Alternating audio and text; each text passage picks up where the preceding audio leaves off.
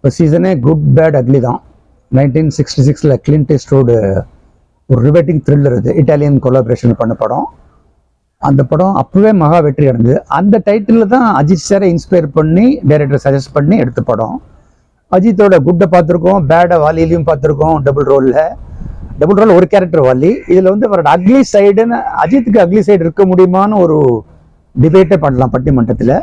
ஆனால் அது அக்லியாக போகாமல் அதில் வந்து இந்த பஞ்ச் டைலாக்லாம் ரொம்ப அழகாக பண்ணி ஒரு 100 கோடி தொட்டிருக்குது. அதனோட செலிப்ரேஷன் விழா நடந்தது. 200வது கோடியை வந்து ரொம்ப ஃபாஸ்ட்டாக முன்னோக்கி போயிட்டு இருக்கு.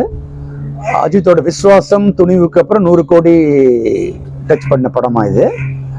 அந்த சக்ஸஸ் மீட்டில் வந்து எல்லாருமே ரொம்ப அழகாக பேசினாங்க.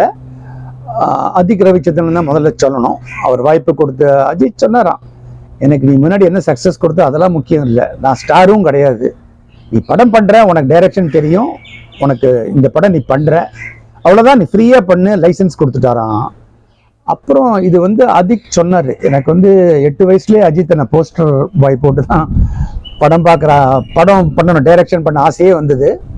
ஆனால் இன்னைக்கு உங்கள் முன்னாடி இந்த ஒரு செலிப்ரேஷனை நிற்பேன்னு ஒரு ட்ரீம் கம் ட்ரூ. இது வந்து நிஜமான இன்னைக்கு கூட நம்ப முடியல.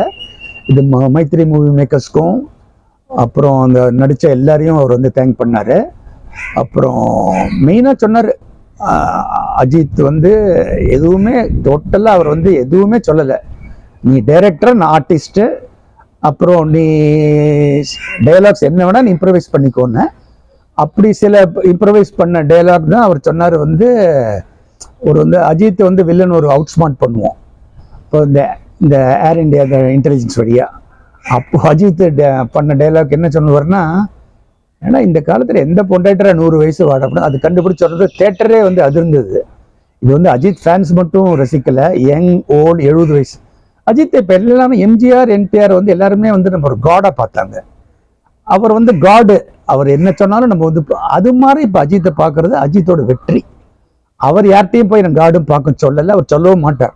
நீங்கள் உங்கள் வேலையை கவனிங்க, ஃபேமிலியை கவனிங்கன்னு சொல்கிறார். ஆனால் எல்லாரும் ஒரு பொண்ணு வந்து அவர் அண்ணனாக பார்க்கறது, ஒரு பொண்ணு அவர் அப்பாவை பார்க்கறது, ஒரு தந்தை வந்து அவர் மகனாக பார்க்குறாங்க, ஒரு தாய் அவர் மகனாக பார்க்குறாங்க. இது வந்து அஜித் வந்து ஒரு பெரிய ஸ்டேட்மெண்ட் பண்ணியிருக்காரு தமிழ் உலகத்தில்.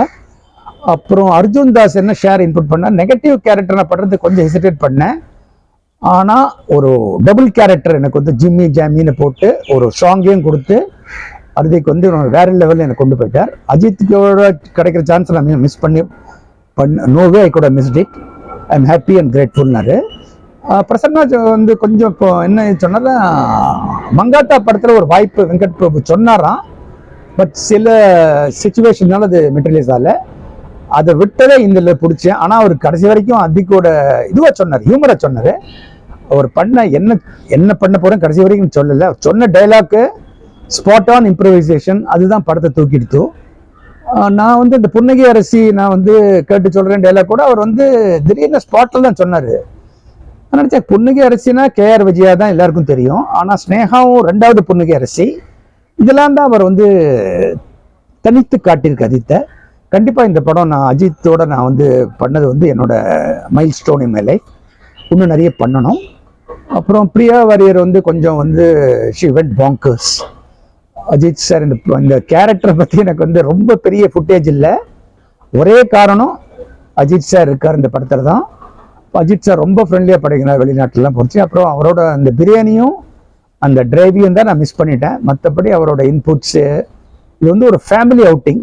இதில் வந்து எல்லாருமே வந்து சந்தோஷமாக இருந்த நாட்கள் தான் எல்லாமே. அதுதான் ரிஃப்ளெக்ட் பண்ணியிருக்கு ஸ்க்ரீனில். இன்னும் அடுத்த படங்கள் அவரோட பண்ணித்தனா இட் வில் பி மை டேன்னாங்க.